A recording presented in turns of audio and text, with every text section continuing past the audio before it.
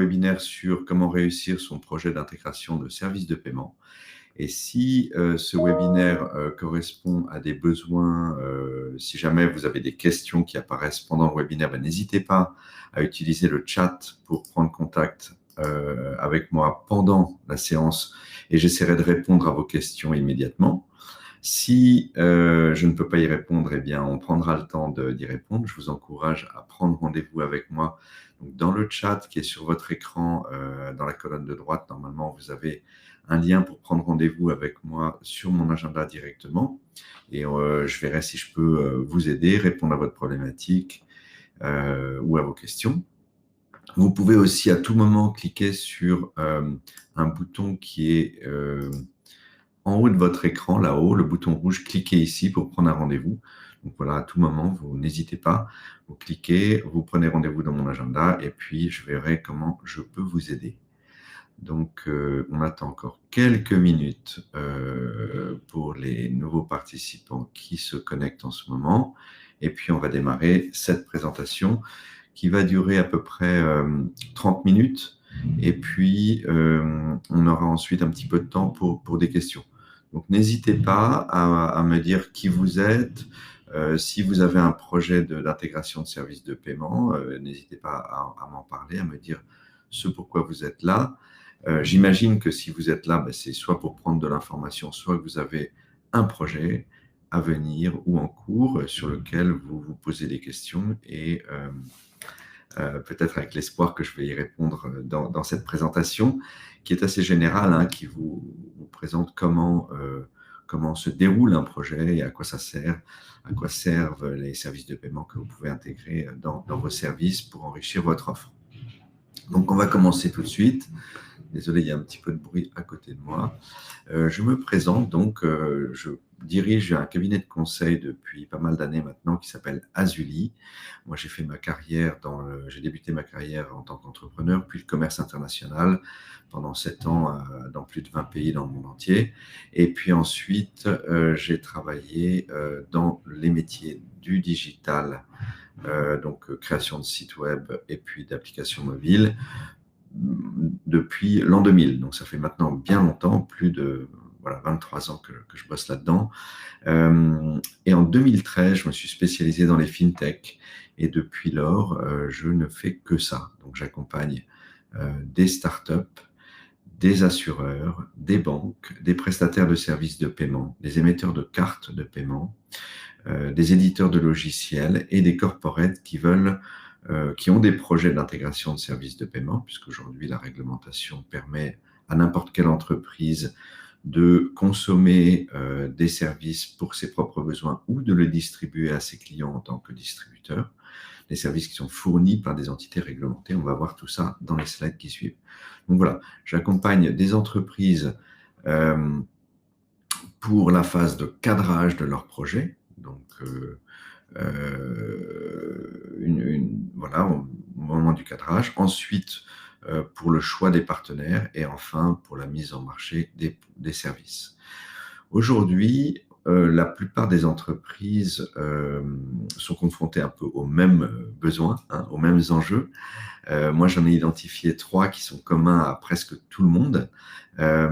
Toutes les entreprises aujourd'hui sont confrontées à un besoin poussé par les attentes des clients, un besoin d'améliorer l'expérience client avec des parcours de plus en plus digitaux, une digitalisation aussi des processus de gestion interne, que ce soit de la gestion de la relation client ou de la gestion des données ou la gestion des produits et des services fournis. Tout ça doit être de plus en plus digitalisé, automatisé, pour, bien entendu, répondre à une attente de réduction des temps de traitement. Hein. Les gens veulent des services toujours plus rapides aujourd'hui et des réponses à leurs attentes et à leurs questions toujours plus vite. Le seul moyen d'arriver à faire ça, c'est soit de mettre des armées de personnes pour faire face à cet enjeu, soit d'automatiser. Donc, les entreprises sont confrontées à un besoin d'automatiser permanent, mais aussi un besoin de garder un contact humain et trouver un équilibre entre le contact humain et l'automatisation. Un deuxième enjeu majeur pour toutes les entreprises, c'est de se différencier par son offre. Eh bien, Aujourd'hui, beaucoup d'entreprises opèrent sur un marché mondial. Elles font fi des frontières et des enjeux géographiques grâce à la digitalisation.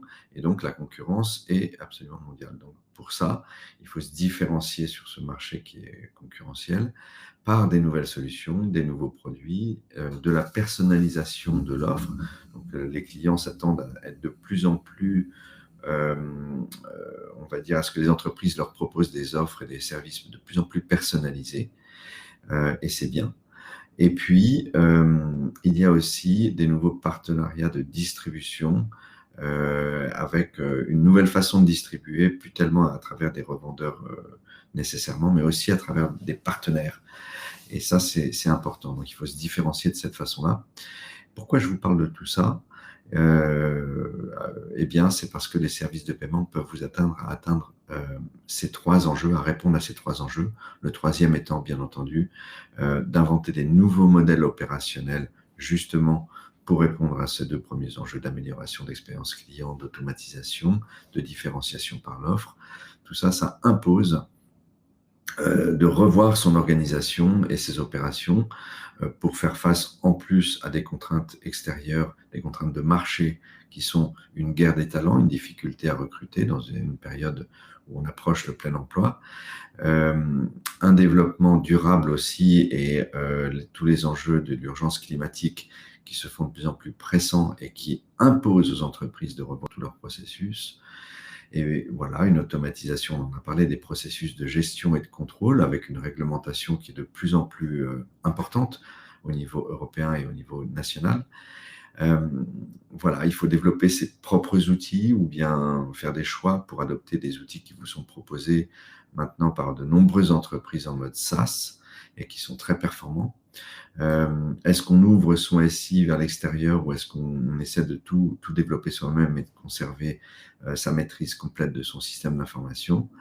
Voilà, en fait tous les enjeux, mais il y a des enjeux de distribution aussi auxquels font face les entreprises. Et encore une fois, pourquoi est-ce que je vous parle de ça? C'est parce que dans cette réponse à ces enjeux que vous allez apporter en tant qu'entrepreneur ou en tant que directeur cadre dans une entreprise, eh bien, vous avez une opportunité qui est d'intégrer les services de paiement justement pour vous différencier par votre offre, justement pour améliorer l'automatisation de vos processus et revoir tous vos process internes, car c'est ce que permettent les services de paiement que vous pouvez maintenant intégrer.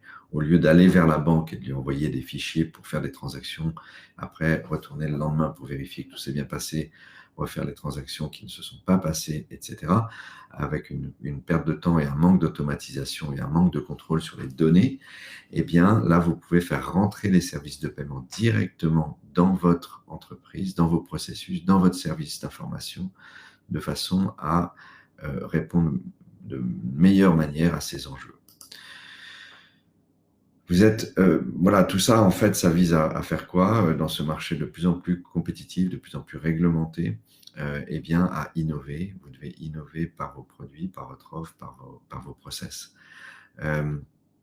Et les services de paiement peuvent vous aider à le faire. Donc, on va voir aujourd'hui dans la présentation pourquoi intégrer du paiement. Je vais vous rappeler le cadre réglementaire dans lequel les services de paiement s'inscrivent. Où est l'opportunité, où réside cette opportunité d'intégrer des services de paiement dans vos opérations. Ensuite, on verra quels services de paiement utiliser, pourquoi faire, comment bien les utiliser. On verra tout ça dans le détail avec des cas d'usage. Et puis, enfin, en troisième chapitre, on verra qu'est-ce qui peut différencier les prestataires, comment faire un choix parmi toutes les prestations de services de paiement qui vous sont proposées pour faire ce que vous voulez faire, c'est-à-dire répondre aux enjeux qu'on a cités précédemment. Et enfin, je vous dirai comment un peu les bonnes pratiques et comment se déroule un projet d'intégration de services de paiement et comment le réussir. Donc, on attaque tout de suite avec le premier chapitre, pourquoi intégrer du paiement? On a vu que les enjeux, c'était d'améliorer l'expérience client, de préparer une offre différenciante et d'aller vers des nouveaux modèles opérationnels. Donc, l'expérience client, elle peut être grandement améliorée quand vous allez accélérer, proposer différentes manières de payer ou d'être payé plus facilement, plus rapidement, à travers différents canaux qui peuvent être du SMS, de l'email, de l'envoi de liens de paiement pour du recouvrement, ou toutes sortes de choses, de l'initiation de virement. On verra ça dans le détail. Donc, être payé plus facilement, payer sans passer par la banque. Donc là, encore une fois, c'est pour améliorer, faciliter la vie de vos équipes internes.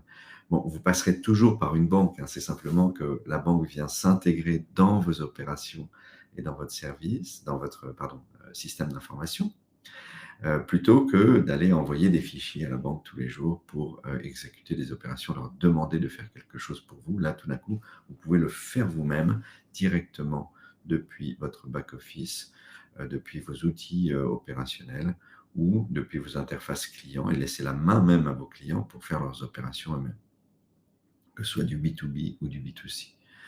Et, donc, l'expérience client, elle peut aussi être améliorée, bien entendu, quand il y a un meilleur suivi des paiements, du paiement en temps réel, où là, le client, votre client, va pouvoir suivre ce qui s'est passé avec sa transaction, avec son ordre de paiement, avec la façon dont il a réglé sa prime d'assurance, par exemple. Voilà, vérifier ses paiements, ses encaissements. Tout ça, ça permet aussi de créer une offre différenciante. Vous pouvez, par exemple, proposer des cartes de paiement à vos clients, à votre propre marque. Et donc là, en fait, moi, je considère que le paiement, c'est un peu la mère de tous les services. C'est très, très fort, en fait, le paiement. À partir du moment où vous le maîtrisez bien, c'est tout d'un coup, vous enrichissez votre offre d'une façon extraordinaire, avec un service crucial pour vos clients. Donc, c'est à double tranchant, hein. Il faut que ça marche tout le temps, il faut que ça réussisse, il faut que ce soit rapide, il ne peut pas y avoir d'échec. Sinon, eh bien, ça bloque vos clients dans leur vie de tous les jours ou dans leur vie professionnelle. Donc, voilà, ce sont des choix très structurants, mais une fois que vous l'avez fait, eh bien, votre marque devient renforcée, votre image de marque et votre offre de service est renforcée d'une façon considérable. Quand vous réduisez aussi les délais de paiement et les délais d'encaissement, vous apportez toutes sortes d'améliorations à vos services. D'abord, c'est une offre bien différenciante, mais en plus, vos processus opérationnels sont grandement améliorés et ça peut se traduire par des gros bénéfices à la sortie, une meilleure maîtrise de votre trésorerie, de votre BFR, etc. Réduction des coûts de transaction, bien entendu. Donc, à partir du moment où vous intégrez les services de paiement, vous pouvez automatiser beaucoup, beaucoup de choses et vous pouvez réduire vos frais de transaction. Voilà, vous allez acheter des services pratiquement au prix de gros au lieu de les acheter au prix de détail à une banque. Et puis, vous allez pouvoir flécher des paiements entrants. Vous allez pouvoir, grâce à des IBAN virtuels, par exemple, émettre un IBAN par facture, par transaction, par contrat, par prime d'assurance, par ce que vous voulez. Et cet IBAN va servir vous pouvez le communiquer au client payeur, enfin, à votre client, qui va envoyer son paiement sur ce numéro d'IBAN que vous aurez émis à la volée pour cette transaction spécifiquement. Et ça va vous permettre de faire une réconciliation automatique. Ça va vous permettre, une fois que vous avez reçu ce paiement, de déclencher automatiquement d'autres paiements. Il y aura peut-être des commissions d'apport d'affaires à payer. Il y aura peut-être toutes sortes d'autres opérations qui vont être déclenchées. Et là, vous allez donc rentrer dans les nouveaux modèles opérationnels, automatiser plein de choses, changer la façon dont travaillent vos équipes internes, réaffecter vos ressources humaines, former vos collaborateurs à de nouvelles façons de travailler, nouveaux métiers. Et puis, vous pourrez aussi apporter à vos clients, à vos équipes internes et externes, notamment vos équipes comptables, du reporting en temps réel sur toutes vos transactions entrantes et sortantes. Donc ça, c'est vraiment important aussi pour un meilleur pilotage de votre entreprise. Voilà un petit peu toute la valeur ajoutée que peuvent vous apporter des services de paiement. Voilà où est l'opportunité en fait là-dessus. Donc à partir du moment où vous dites, bon ok, moi j'ai envie de faire ça, ça me parle, je veux avoir une offre plus différenciante, je veux revoir mes processus opérationnels et des nouveaux modèles, même modèles d'affaires, et je veux apporter une meilleure expérience client à mes clients. Comment faire? À partir du moment où vous voulez intégrer des services de paiement dans vos opérations, vous allez rentrer dans un cadre réglementé. vous allez rentrer dans un cadre réglementé au niveau européen, puisqu'il y a une harmonisation des services de paiement et des réglementations financières au niveau de toute l'Europe qui est bonne pour que les entreprises puissent vendre et acheter dans toute l'Europe avec le moins de barrières possibles, le moins de friction possible, que ce soit la langue, mais que ce soit aussi les réglementations locales. Donc il y a une harmonisation qui est faite avec des directives européennes qui sont imposées et qui sont après mises en œuvre et appliquées par chaque pays. Donc vous avez aussi un cadre national. Il y avait un cadre existant avant l'Europe. Il s'est adapté pour prendre en compte les directives européennes. Il y a des directives qui sont très, très bénéfiques, comme la directive de services de paiement, la deuxième directive, la DSP2, qui est entrée en vigueur en 2018 et qui avait une prise d'effet en 2019. Et depuis l'entrée en vigueur de cette DSP2, il y a eu une effervescence et on va dire, énormément d'innovation qui a pu être créée grâce à cette DSP2. À plein de niveaux, il y a un nombre de startups de fintech incroyable qui s'est créé, et puis d'autres qui existaient, qui ont étendu leur offre de services pour pouvoir vous apporter beaucoup plus de choses. Donc, quels sont les services réglementés que vous pouvez apporter? Donc, je sais que cette slide, elle est un peu atroce. C'est écrit en petit, mais vous aurez le replay. Si vous voulez, si vous le demandez, je pourrais vous envoyer le deck, mais je préfère surtout vous proposer le replay. Donc, n'hésitez pas, hein, je vous rappelle, dans le chat, si vous avez des questions, vous me questionnez directement, vous me parlez de vos projets, de vos questions, de vos problèmes, et j'essaierai d'y répondre. En attendant, je poursuis. Donc, il y a 8 services réglementés par la CPR dans cette réglementation nationale qui peuvent que vous pouvez utiliser, que vous pouvez consommer, que vous pouvez distribuer à vos clients en tant qu'agent ou en tant qu'intermédiaire. Ces services correspondent à la gestion du cash, les services 1 et 2, donc l'encaissement du cash et le retrait des espèces. Le service 3, ça correspond à l'exécution d'opérations de paiement associées à un compte. Donc là, on parle quoi? De prélèvement, on parle de paiement par carte ou de virement. Voilà, donc on peut recevoir des demandes de prélèvement, on peut émettre des demandes de prélèvement, on peut recevoir des virements, on peut émettre des virements et on peut payer par carte et on peut se faire prélever par carte. Donc tous ces services-là, c'est ce qu'on appelle, c'est une catégorie, hein, il y en a 8, c'est la catégorie 3.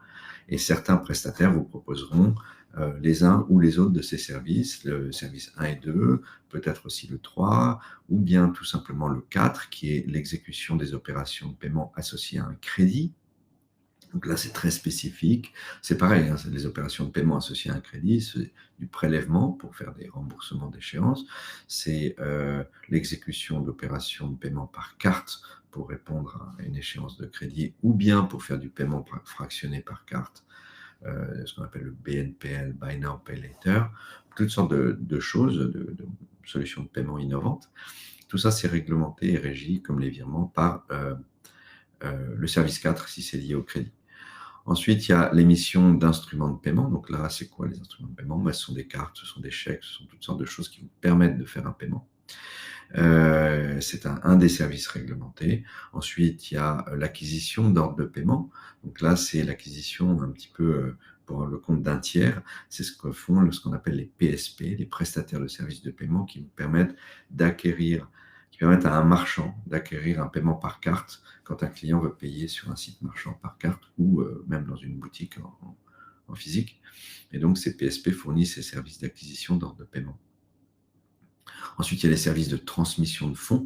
Donc là, ce sont des services liés à la transmission de fonds, c'est-à-dire réception et après émission d'un virement, enfin d'une sortie d'argent, encaissement, décaissement, sans que les fonds n'aillent sur un compte qui appartient il faut que le titulaire soit différent du propriétaire des fonds. Donc là, c'est vraiment très spécifique, ça concerne une catégorie d'acteurs pour des besoins, des cas d'usage spécifiques, pas la peine de s'étendre là-dessus. Et puis enfin, il y a les services d'initiation de paiement et les services d'information sur les comptes. Donc là, c'est tout ce qui touche à ce qu'on appelle les virements de compte à compte DSP2, l'initiation de paiement, etc. Donc ça, c'est pareil, une autre catégorie de services qui sont fournis par des prestataires de services de paiement qui vont pouvoir vous aider à innover dans vos opérations et dans votre offre de service. Si ce n'est pas clair ou si c'est trop détaillé, n'hésitez pas à m'en faire part dans le chat. Pour utiliser ces services de paiement, ces 8 catégories de services, et pour les distribuer à vos clients, pour les consommer vous-même pour vos propres besoins, si vous êtes un groupe et vous avez des besoins de faire circuler de l'argent entre des filiales depuis une holding, etc., eh bien, vous allez tomber sous le coup d'entités réglementées. Il n'y a que des entités réglementées qui peuvent fournir ces services, soit vous les fournir à vous, soit vous permettre de les distribuer à vos clients en tant qu'agent. Donc, ces services, ils peuvent être fournis par des établissements de crédit, donc des banques de plein exercice, qui peuvent fournir du paiement et du crédit, des émetteurs de monnaie électronique, qui peuvent faire de la monnaie électronique et des services de paiement la plupart du temps. Et puis, il y a les établissements de paiement qui, eux, font tous les services de paiement, donc notamment les services 3, tous les services de prélèvement et paiement par carte et virement, mais qui ne peuvent pas faire de monnaie électronique. Donc, c'est un tout petit peu différent. Sans rentrer trop dans le détail, ce sont les prestataires qui vont en général vous fournir tous les services de paiement en marque blanche que vous pourrez intégrer dans vos opérations.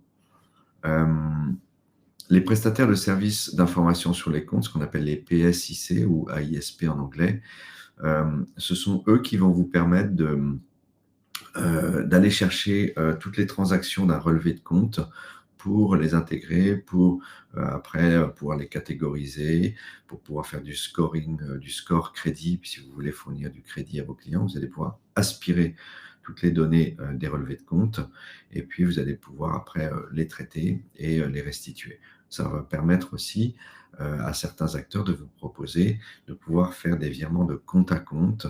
Donc, c'est ce qui faire de l'initiation de virement, d'initiation de paiement depuis un compte vers un autre. Vous pouvez aussi, dans certains cas, utiliser ces services de paiement, les 8 catégories ou tout ou partie, et bénéficier d'une exemption d'une exemption d'agrément de la part de la CPR. Donc là, c'est vraiment dans certains cas où vos clients sont connus, identifiés, vous n'allez pas les distribuer à des clients que vous ne connaissez pas, avec qui vous n'êtes pas déjà en relation. En général, il y a des contraintes sur votre modèle de distribution, votre modèle d'affaires et la typologie de vos clients. Mais dans certains cas, vous pourrez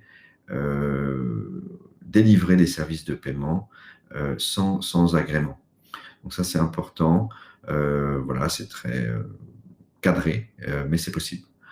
Et puis sinon, vous avez tous ces fournisseurs de services réglementés qui ont un passeport européen, qui vont parfois, depuis d'autres pays européens, depuis l'Irlande, depuis la Lituanie, depuis n'importe quel pays européen, vous fournir ces services en France, sans contrainte. Ça, c'est encore une fois grâce à l'harmonisation de la réglementation financière européenne. Vous, en tant qu'entreprise qui allez vouloir intégrer ces services de paiement pour les consommer ou les distribuer à vos clients, vous allez soit, si vous les consommez vous-même en interne, les acheter à un prix de gros et vous en servir, en général moins cher que si vous payez directement à la banque. Et vous allez, là, à ce moment-là, vous n'avez pas besoin d'agrément si c'est pour vos besoins internes. Si par contre, vous voulez les distribuer à vos clients et les revendre, soit par exemple, vous avez décidé d'émettre une carte de paiement à votre marque, à votre nom, et de pouvoir la distribuer à vos clients, leur proposer de prendre une carte de paiement à votre nom, parce que vous êtes un distributeur, je sais pas moi, d'essence pour les voitures, et vous voulez permettre à vos clients d'avoir une carte à votre marque. Et bien là, vous allez devenir agent de service, prestataire de services de paiement pour le compte d'une de ces entités réglementées, en général un émetteur de monnaie électronique ou un établissement de paiement, peut être aussi un établissement de crédit, et vous allez distribuer les services qui vous sont fournis par ces entités réglementées à votre nom, à votre marque, à vos tarifs et à vos clients, en tant qu'agent ou en tant que mandataire en opération de banque et services de paiement, MOBSP. Voilà, donc ça, ce sont deux statuts qui vous permettent d'intégrer les services et de les revendre, de les distribuer à vos clients.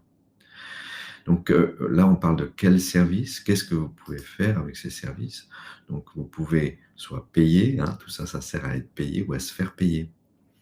Les services que vous pouvez utiliser pour innover dans vos processus internes ou dans votre offre, ça va être d'émettre des virements SEPA, de recevoir des prélèvements. Donc, si vous voulez payer quelqu'un, vous pouvez émettre un virement, recevoir une demande de prélèvement et être prélevé. Vous pouvez recevoir une demande de virement initié, donc depuis le compte de la personne qui veut être payée. Son prestataire de service ou sa banque va initier une demande de virement. Vous allez recevoir cette demande de virement avec un montant, une date, une échéance et un objet du paiement, en général une facture. Et vous allez pouvoir cliquer sur « Oui, j'accepte ce paiement ». Et à ce moment-là, votre banque aura l'obligation d'exécuter un virement sortant pour payer, pour faire face à cette demande de paiement. Initiation de paiement. Vous allez pouvoir recevoir un lien de paiement par carte ou donc là simplement un lien sous forme de QR code ou de lien URL, une URL sur lequel vous cliquez, un bouton, et qui va vous permettre d'ouvrir une petite fenêtre de paiement par carte, vous renseignez un numéro de carte et vous payez. Vous pouvez aussi émettre un transfert P2P, donc dans un même environnement bancaire qui est ouvert par un prestataire de services de paiement, un établissement de paiement. Vous allez pouvoir payer de compte à compte sans que l'argent ne passe par les rails de paiement SEPA, SWIFT ou autres, ou les rails cartes. Ça va passer d'un compte à l'autre, un petit peu comme si c'était d'une boîte aux lettres ou d'une tirelire à une autre, au sein du même environnement, ce qu'on appelle un transfert P2P. Vous allez pouvoir recevoir des demandes de paiement par carte, bien sûr, et puis les payer, émettre des cartes de paiement aussi, physiques ou virtuelles, à la demande, à la volée, les charger avec un paiement, un montant, et vos clients vont pouvoir payer avec ça. Pour se faire payer, c'est pareil, hein. Recevoir un virement, émettre un prélèvement pour être payé, initier vous-même une demande de virement, c'est pas. Donc là, c'est de l'initiation de virement qui peut être en mode DSP2 ou bientôt ce qu'on appelle le SEPA Request to Pay, le SRTP, qui rentrera en vigueur en 2024 en principe. Vous allez pouvoir émettre un lien de paiement par carte ou recevoir des transferts P2P. Toujours la même chose. Voilà. Donc ça, c'est un peu tout ce que vous pouvez faire avec ces services de paiement. Et qu'est-ce qu'on peut en faire? En général, il y a deux gros cas d'usage pour ces services. Les deux gros cas d'usage, c'est la gestion des flux et l'optimisation opérationnelle. Donc là, vous allez vouloir intégrer des services de paiement uniquement pour mieux gérer ces flux entrants ou sortants, automatiser un grand nombre de tâches qui sont exécutées manuellement, des tâches de rapprochement, des tâches de vérification, de paiement de facture ou autres. Et en général, ça sont des tâches chronophages, longues, avec pas mal de, on va dire, d'inefficience opérationnelle que vous pouvez automatiser. Donc ça vous permet de, grosso modo, réduire vos coûts internes. Vous allez pouvoir flécher des flux internes. Et une fois que les flux sont fléchés, vous faites un rapprochement automatique avec une facture, un contrat, et vous pouvez confirmer à votre client qu'il a bien été payé. Bonjour Candice, premier message sur le chat. Vous pouvez automatiser ces rapprochements. Une fois que vous avez la donnée de paiement, vous pouvez faire tous vos calculs et toutes vos automatisations, réduire des coûts opérationnels, bien entendu, et ensuite vous pouvez faire des flux sortants. Une fois que vous avez reçu des paiements, vous pouvez de la même façon exécuter des règlements et faire sortir l'argent, toujours avec les rapprochements automatiques instantanés, avec le temps réel. Donc ça, c'est très important, c'est qu'aujourd'hui, si vous envoyez des fichiers à la banque, vous attendez que les opérations soient exécutées 24, 48 heures, 72 heures dans le cadre de paiements internationaux ou plus, eh bien, vous n'avez pas une vue en temps réel sur ce qui se passe. Et quand il y a des gros volumes, ça fait des grosses différences, soit sur votre trésorerie, soit sur l'information que vous pouvez fournir à vos clients. La vue en temps réel vous permet de faire des gains de productivité très importants, vous permet d'améliorer l'expérience client que vous proposez à vos clients, vous permet de revoir tous vos modèles opérationnels, puisque le temps réel, ça a une énorme valeur ajoutée dans votre entreprise. Donc ça, c'est ce que vous pouvez faire si vous consommez les services ou vous les utilisez en interne pour vos opérations, pour de l'optimisation. Pardon, je vais boire un petit peu. Vous pouvez aussi décider de distribuer ces services à vos clients. Vous pouvez permettre à vos clients d'effectuer les transactions en toute autonomie. Vous leur mettez à disposition des interfaces mobiles ou web et en cliquant sur des boutons, eh bien, ils vont générer ces actions de transaction et c'est comme si vous deveniez une banque finalement. Simplement, vous n'en avez pas la charge réglementée, la charge de lutte anti-blanchiment, la charge de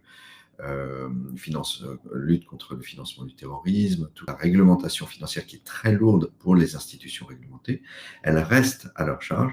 Ils vous permettent juste, à travers des API et des interfaces, de distribuer leurs services à votre marque, à vos clients, à vos couleurs et à votre tarif surtout, à vos prix. Donc ça, c'est très important. Et à ce moment-là, vous êtes agent, prestataire de services de paiement ou mandataire en opération de banque et services de paiement, ce que j'ai nommé tout à l'heure. Ça va vous permettre, dans certains cas, d'accélérer les encaissements et les décaissements, d'apporter plus de visibilité en temps réel à vos clients sur ce qui se passe sur leur compte client et de renforcer bien entendu votre image puisque tout d'un coup, vous leur permettez de faire plein de choses extraordinaires et d'avoir vous renforcez votre proposition de valeur d'une façon colossale grâce à la distribution de ces services. Donc, il y a pas mal ça, il y a le chat, c'est libéré, la parole s'est libérée, j'en suis très content. On reviendra sur le P2P en fin de séance. Merci si vous trouvez ça intéressant, j'en suis ravi. Voilà, donc il y a des demandes de contact. On répondra à tout ça un petit peu plus tard. Je poursuis la présentation puisqu'il est midi. J'ai pris un peu de retard. Il nous reste pas mal de slides à voir. Voilà, donc vous pouvez soit consommer pour vos opérations, soit distribuer. On va voir dans le cadre de la consommation ou de la distribution de ces services ce que vous pouvez en faire. Je vais vous donner des exemples. Donc, il y a 3 cas d'usage qu'on va regarder. Le premier, c'est le paiement et l'encaissement de factures B2B. J'ai accompagné une entreprise très intéressante qui fournit un service à forte valeur ajoutée aux entreprises qui s'appelle Regat. Elle a pas mal de concurrents. Elle a Penny Lane, Libéo, iPayDat, un grand nombre d'acteurs qui, depuis quelques années, se sont mis à fournir des services à valeur ajoutée aux entreprises pour automatiser aux TPE, PME, grands groupes, ETI.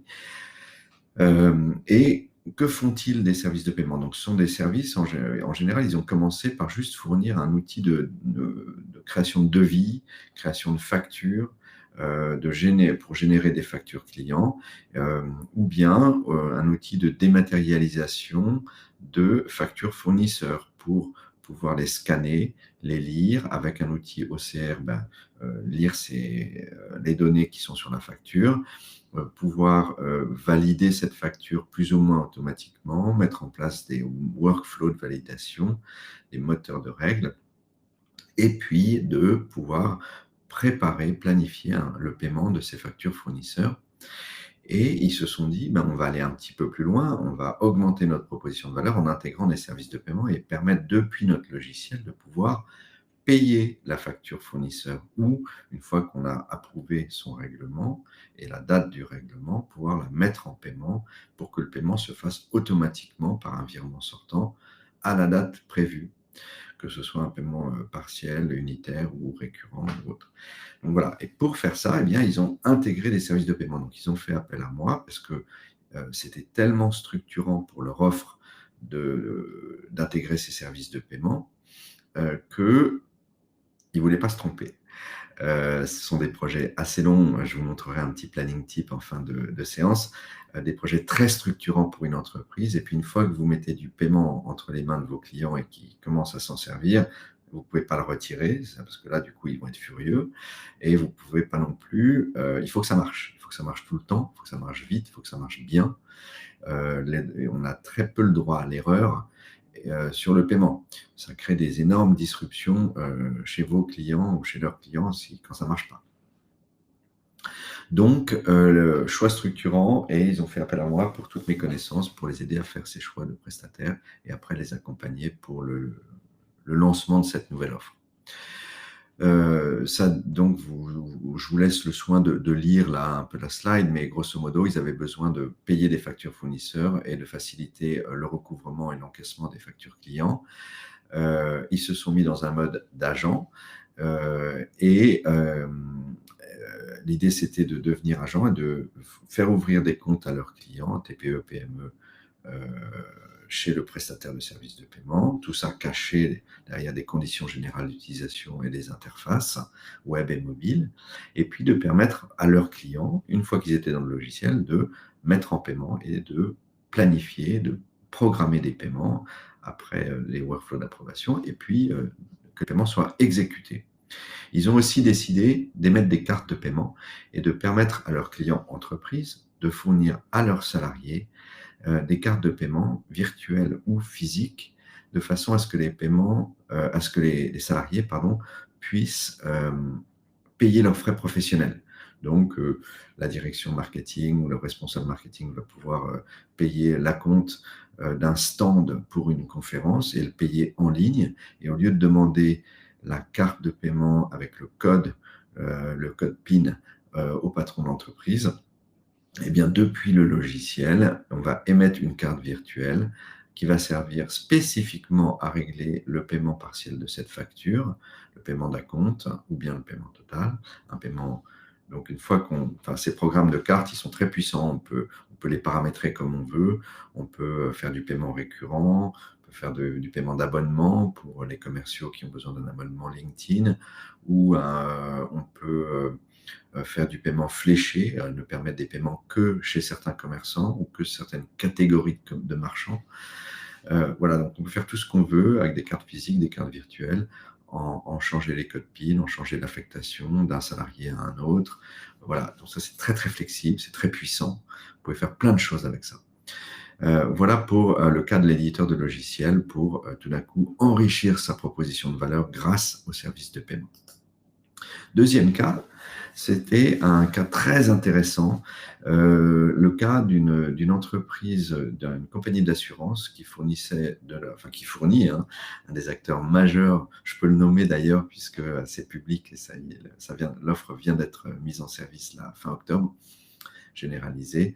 C'est April International qui fournit à des clients assurés expatriés dans le monde entier, dans plus de 200 pays, dans une multitude de devises, eh bien, ils fournissent des couvertures d'assurance médicale. Et le problème qu'ils cherchaient à résoudre, c'était d'éviter aux assurés de devoir avancer l'argent, par exemple, pour se faire remplacer une dent aux États-Unis, ça coûte plusieurs milliers de dollars. On n'a pas forcément le cash à avancer en tant qu'assuré, en tant que salarié expatrié, pour ces soins médicaux. Rien que de rentrer dans un hôpital américain, il faut débourser beaucoup d'argent ou fournir une carte de crédit sur laquelle il y aura une demande d'autorisation de plusieurs milliers de dollars de fait, alors qu'on est assuré, alors qu'on ne devrait pas avoir à avancer ce cash. Donc la compagnie d'assurance voulait permettre d'alléger ce problème et ce poids sur les assurés. La solution, c'était d'émettre une carte de paiement corporate au nom de l'assureur, physique ou virtuelle suivant les besoins, de gérer à distance l'activation et la désactivation de cette carte, s'il y avait des soins à payer ou pas, de charger la carte à distance avec un certain montant instantanément. Alors, l'idée, c'était que l'assuré fasse valider un devis pour ses couronnes avant d'aller chez le dentiste, avant l'opération, de faire charger la carte par l'assureur une fois que le devis avait été approuvé, et puis de pouvoir se présenter chez le dentiste avec une carte de paiement chargée, prête à être utilisée pour le bon montant, et uniquement pour le bon montant. Donc, les bénéfices pour l'assureur, ils sont énormes. Ça permet d'abord d'améliorer l'expérience client, d'apporter un nouveau service forte valeur ajoutée, d'avoir un meilleur contrôle sur les débours, sur les remboursements de sinistres, et notamment de réduire la fraude à l'assurance. et puis d'optimiser les coûts internes, puisqu'une fois ils ont en interne la donnée de paiement sur ce qui a été approuvé, payé, pas payé, en devise, etc., ils peuvent optimiser leur gestion du change, des couvertures de change, la gestion de la trésorerie, et ça se traduit par des bénéfices opérationnels, des réductions de coûts très importantes. Voilà pour le deuxième cas d'usage. Je dérape sur le programme, je suis trop bavard. Je vais aller vite. Recouvrement, automatisation des rapprochements. Bon, mais là, c'est pareil. Quand vous êtes dans toutes les entreprises sont confrontées à devoir faire du recouvrement, que ce soit leur métier en tant que recouvreur ou pas. Et puis, mais de toute façon, elles ont des clients, il faut qu'elles aillent chercher leur argent qui souvent est dehors pendant des longues périodes à très haut niveau. Et là, si on peut proposer aux clients payeurs de plusieurs moyens de payer sa facture instantanément, eh bien, on est gagnant. Et donc, l'intégration des services de paiement va vous permettre d'envoyer des liens de paiement, de faire de l'initiation de virement, de faire du P2P, de faire des prélèvements, de générer ça automatiquement. Ce sont vos équipes internes qui vont faire ça directement depuis votre back-office, depuis vos outils de gestion interne, parce que vous aurez intégré ces services de paiement dans vos opérations et vous allez pouvoir améliorer votre trésorerie, vous allez pouvoir améliorer votre position cash, etc.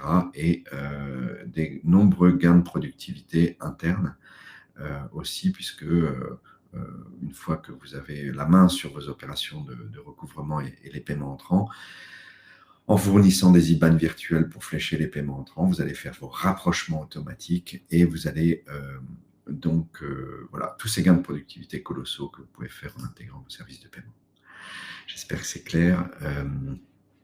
Donc là, ça revient un petit peu sur qu'est-ce que vous pouvez faire pour réduire vos délais de recouvrement, initier des virements depuis vos propres systèmes, depuis vos comptes, pour aller chercher de l'argent à l'extérieur.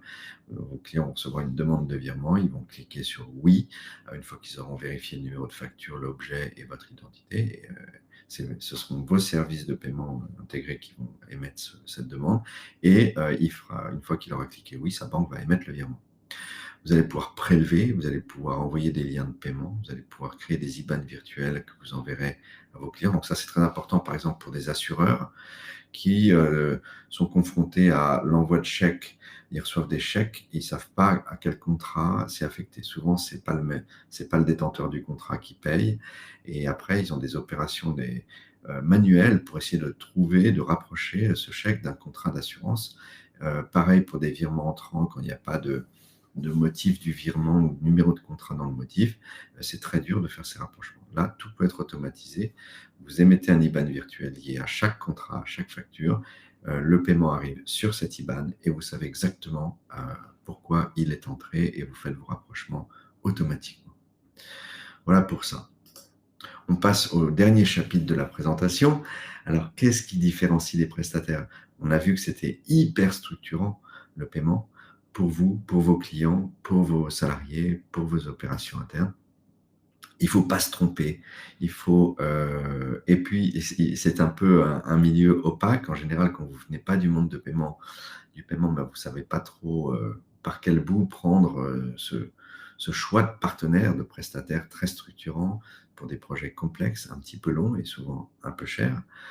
Et donc, les caractéristiques à prendre en compte, c'est bien entendu de quel agrément dispose votre prestataire, celui ou les prestataires que vous voulez consulter et sélectionner. Est-ce que ces agréments peuvent leur permettre de fournir les services dont vous avez besoin? Donc déjà, il faut cadrer vos besoins, les exprimer, dire voilà ce que je veux faire. Je veux flécher des paiements entrants, je veux émettre des paiements sortants, je veux faire du recouvrement, je veux émettre des cartes de paiement, permettre à mes clients d'utiliser des cartes, etc. Voilà mon expression de besoin. Pour faire ça, voilà les agréments dont ont besoin les partenaires pour me fournir ces services. Ensuite, c'est très bien d'avoir l'agrément, mais est-ce qu'ils ont les bons numéros de service de 1 à 8 dont je vous ai parlé tout à l'heure pour vous fournir ce dont vous avez besoin? Ensuite, de quels outils vont vous permettre d'utiliser pendant la phase de mise en place, l'intégration des services dans vos processus et dans vos systèmes? Est-ce qu'ils ont des sandbox pour vous permettre de tester les services, de faire toute la mise au point? Est-ce que leur API est bien documenté pour vous permettre à à vos techniciens et vos intégrateurs d'intégrer les services facilement sans perdre trop de temps, etc. Est-ce qu'ils ont un support technique? Est-ce qu'ils ont un support client à la hauteur de vos attentes, de votre volumétrie? Euh, voilà. Et puis, quels sont leurs modèles économiques? Est-ce que vous allez les payer à l'acte, au pourcentage des flux? Il y a plein de modèles, ils vont vous proposer plein de choses différentes. Et là, eh bien, c'est un peu complexe, c'est un peu difficile de s'y retrouver quand on n'est pas expert du paiement et quand on s'y connaît pas. Donc, c'est là où je peux intervenir pour vous aider à faire ce cadrage initial, votre expression de besoin, et puis à faire aussi après vos choix de partenaires de paiement. Et puis, comme je consulte beaucoup de ces partenaires et de ces prestataires tous les jours pour mon travail, pour mes clients, je connais un petit peu leurs forces, leurs faiblesses, leur capacité à vous fournir des services, quel type de service, avec quel niveau de support, à quel prix, etc. Donc, toute cette connaissance va vous permettre de gagner du temps, de sécuriser votre projet en termes de délai et de budget. Comment ça se passe, ces projets complexes? Eh bien, vous avez d'abord, bien entendu, une phase de cadrage très importante pour la conception de votre offre enrichie avec ces services. Vous avez l'implication de tous les métiers de votre entreprise qui vont être impactés dans ce cadrage, hein, puisque c'est important. Vous allez pouvoir créer de la valeur en interne et en externe, et ça va impacter beaucoup de vos équipes. Il faut les impliquer dans cette phase de cadrage. Vous allez devoir aussi modéliser tous ces nouveaux services, cette nouvelle offre que vous allez mettre au point. Il va falloir faire des schémas de flux pour être sûr de savoir dans quel cadre réglementé vous vous inscrivez. Est-ce que vous avez besoin de devenir agent? Est-ce que vous allez être exempté? De quel service vous allez avoir besoin, etc. Tout ça, ça se cadre.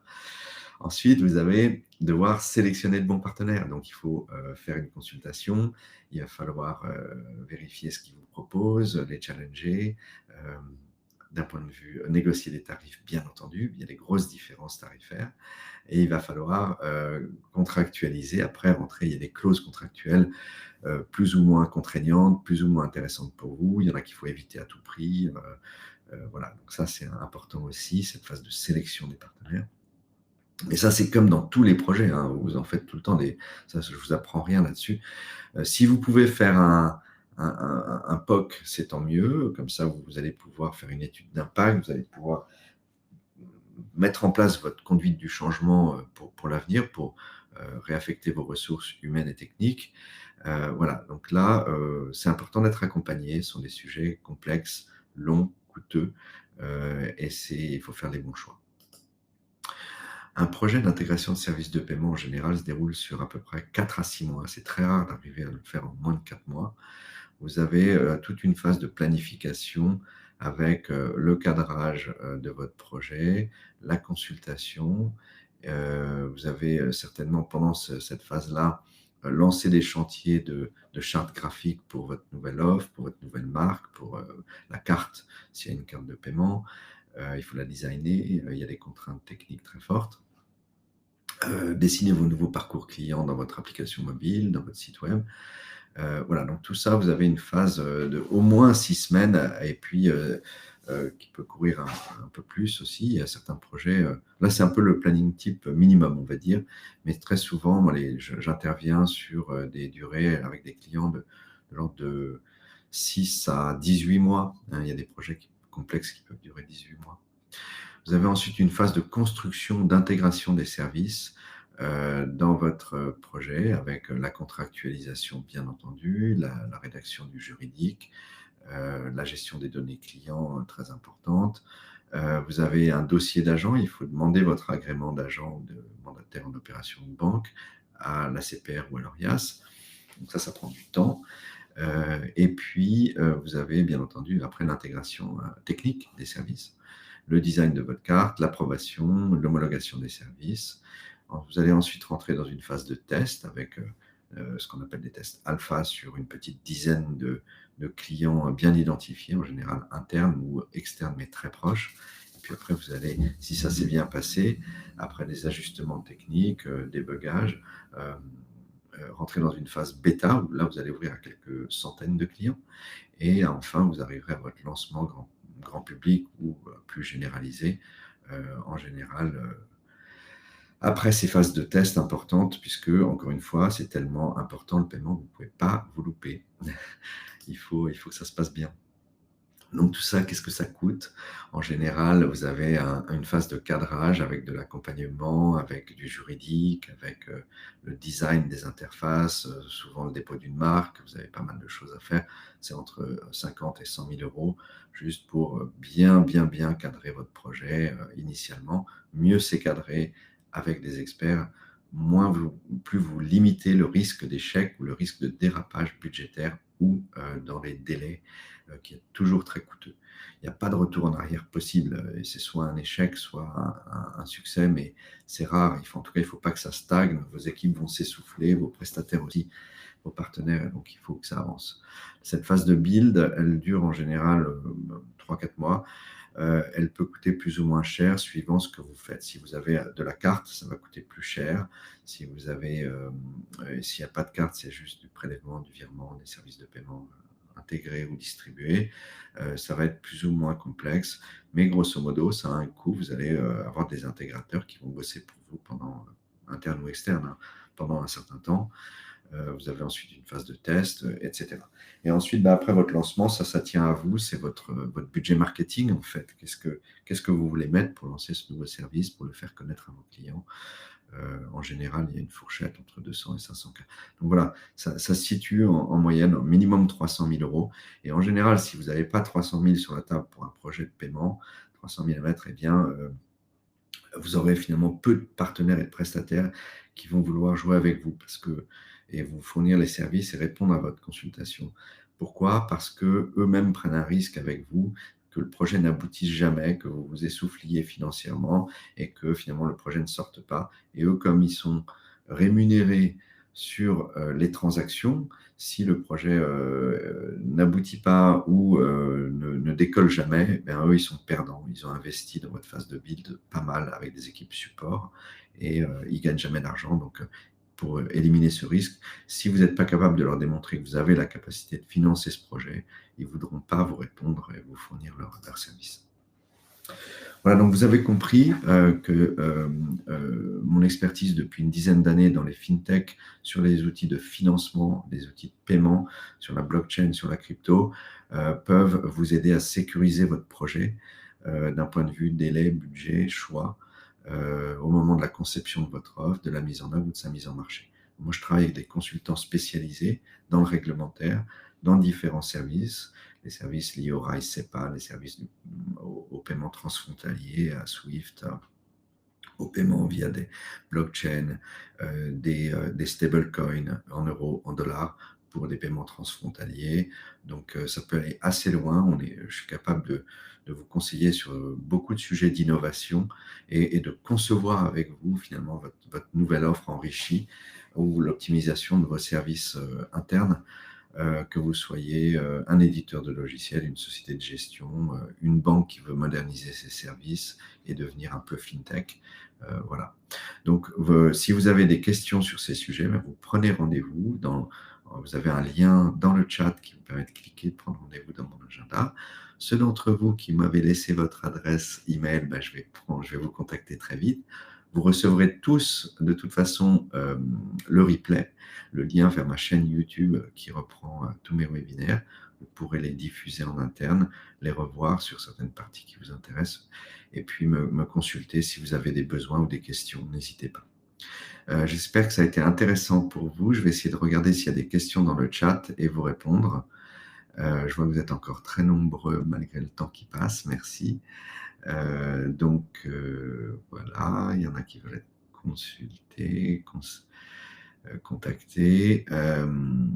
Pas trop de questions, si ce n'est pour le P2P.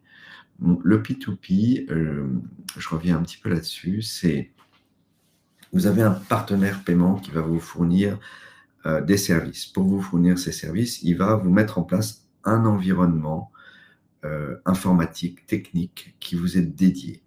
Au sein de cet environnement, vous allez pouvoir utiliser des services de paiement. Vous allez pouvoir utiliser par API, donc vos logiciels ou votre back-office ou votre front, si c'est client, quand les gens vont cliquer sur des boutons d'action, ça va générer, ça va ouvrir un compte, ça va générer un virement, un prélèvement, ça va payer, voilà, ça va pouvoir envoyer une initiation de paiement, etc.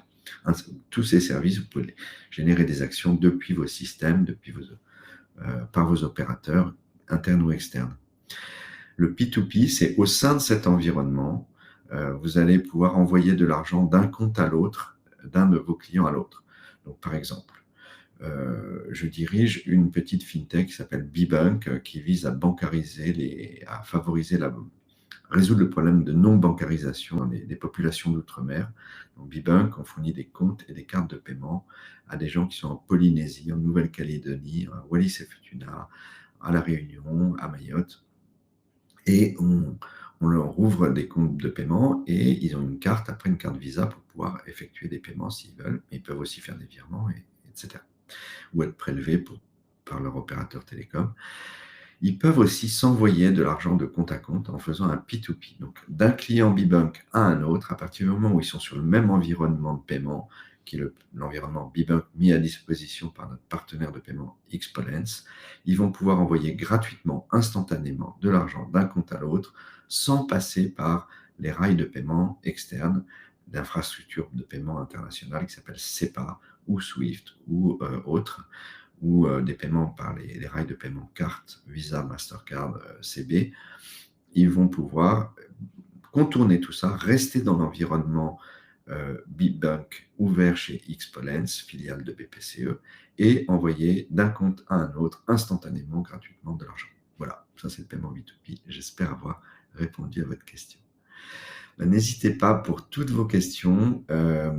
Il nous reste 3 minutes, je reste en ligne, j'attends. Et puis, on a fini ce webinaire, cette présentation. J'espère que vous avez trouvé ça enrichissant, intéressant. Donc, cette présentation, elle fait partie d'un cycle de conférences que j'anime tous les mois. Donc, en général, en début de mois. Parfois, ça tombe pendant les vacances. J'en suis bien désolé, mais si vous vous inscrivez, vous recevrez le replay, le lien vers la conférence pour la regarder en différé sur YouTube. Et je vous invite à regarder mes webinaires régulièrement si les sujets vous intéressent. Le prochain sujet sera justement sur comment les services de paiement peuvent répondre aux besoins des assureurs. Donc, pour soit l'encaissement des primes, soit le décaissement des paiements de sinistres. Voilà, et donc on verra différents cas d'usage et je vais me focaliser sur ce besoin pour les assureurs. Donc, si vous êtes assureur, eh bien, venez voir, ce sera probablement le 5 décembre, il me semble, à 11h30 ou le 6, je vous enverrai ça. Vous verrez suivez-moi sur LinkedIn aussi, vous recevrez toutes les notifications. Voilà, merci beaucoup à tous et à toutes pour votre présence, pour votre attention. Contactez-moi. Mon adresse email est affichée à l'écran, mon numéro de téléphone. Vous pouvez m'appeler aussi sur mon portable. Si je peux répondre, je vous réponds. Ceux qui m'ont laissé leur adresse email, eh bien, je vous envoie un petit mail dans les jours qui viennent pour une prise de contact. J'espère que ça a été intéressant, enrichissant, que vous n'avez pas perdu votre temps. Merci encore et j'espère à dans un mois ou un peu plus tard si vous me suivez.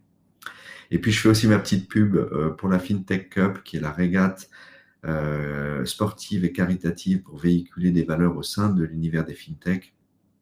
Donc, la FinTech Cup 2023 a eu lieu, c'était un gros succès à la Trinité-sur-Mer du 6 au 8 octobre, avec 10 bateaux qui sont venus régater et faire la fête pendant 3 jours. Je réitère, on va faire ça de façon élargie avec d'autres sports, de la course à pied, peut-être du vélo en 2024. Donc, suivez ça aussi sur mon LinkedIn. J'aurai des annonces à vous faire. Si vous voulez devenir sponsor, n'hésitez pas à contacter moi. Si vous voulez devenir partenaire, parce que vous êtes fournisseur de services, vous voulez vous faire connaître au sein de l'univers FinTech, contactez-moi.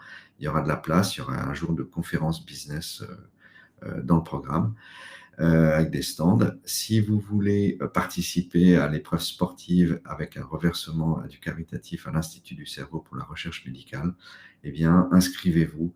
Donc voilà, contactez-moi pour ça aussi. C'est le seul événement sportif caritatif, c'est le seul véhicule qui affiche des valeurs autres que l'argent dans l'univers des FinTech. Donc moi, c'est ce qui m'anime aussi en parallèle de mon travail que j'adore, qui est l'innovation grâce aux services de paiement. Ce qui m'importe, c'est aussi de donner du sens à mon métier à travers Bibunk, à travers la FinTech Cup. Et j'essaie d'engager tout l'univers des FinTech et leurs clients à venir participer à ces événements sportifs, caritatifs et à interagir dans un autre cadre que les conférences business qu'on a tous les jours en ligne ou en présentiel, et qui sont passionnantes aussi, hein, d'ailleurs. Mais là, voilà, c'est un autre sujet, un autre projet, qui est l'engagement vers des valeurs altruistes et sportives et bienveillantes. Voilà, fintechcup.org si vous voulez plus de détails. Merci, à très bientôt. Au revoir, je libère la salle. Merci à tous. C'est la fin de l'événement.